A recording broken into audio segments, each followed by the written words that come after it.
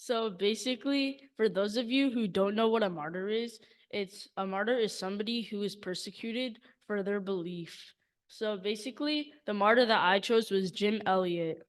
So Jim Elliot was a famous martyr who was killed during one of his missionary trips to the Auca tribe in Ecuador, but that was in 1956. So let's rewind a couple of years. So before this journey, Jim went to Mexico as a missionary. Mexico was a way for Jim to work for God outside of his country for the first time. And after a while in Mexico, Jim thought he was needed elsewhere where people had never heard the gospel. So um, another missionary group in Shandia, Ecuador, was stranded after their plane had crashed. They sent a letter to Jim to tell him that he was needed there, and he arrived in Quito, Ecuador in February of 1952. He had to learn the basics of Spanish, and he did so over 6 months. He finally arrived in Shandia in August of 1952. He stayed there for a while doing challenging work until a great storm hit them. Jim almost died in this storm, and it was so fierce that it destroyed almost every home and caused them to move away. It was Saturday, August 1st, 1953, when this terrible storm came. It was the worst rainy season in 30 years. For 36 hours, they dismantled the house with the tribe and were moving barrels nonstop. 5 buildings, the kids' playing field, and 100 meters of airstrip, which is like where a plane lands, were destroyed and gone. And 1 year later, still in Shandia, Jim was baptizing the people of their tribe. After a long time, 2 of the people in Jim's group had spotted the area the Auca was living in.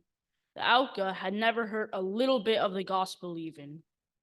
So, uh, at Aruno, Ecuador, in September of 1955, Jim Elliot and his missionary team arrived at a missionary station.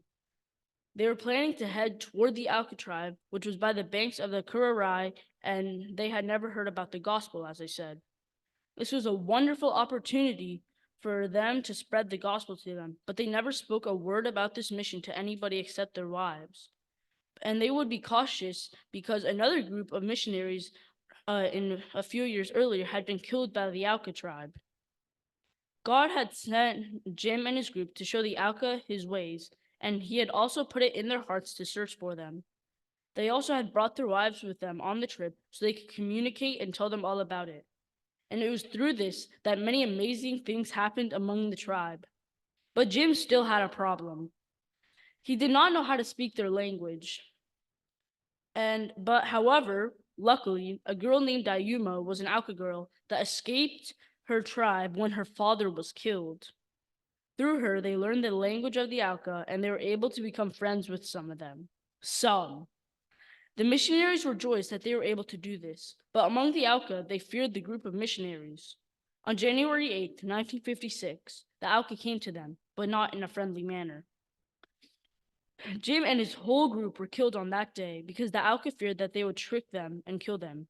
When Dayuma returned to her tribe, she told them about what the missionaries were here for. They soon found out that they had weapons but never used them or harmed the Auca. They soon understood love and forgiveness because Jim and his group had given their lives willingly for the Auca, just as Jesus did for us. When the women of Jim's group came bravely to the Auca tribe, they forgave them. And through their forgiveness, the Auca learned to forgive. And through their love, they learned to love. And through their courage and prayers, the Auca came to know God. And some of the Auca, even the ones who had killed the missionaries, found God and became Christians. And this was only because Jim and his group were obedient to God and brought his light upon the Auca. Thank you.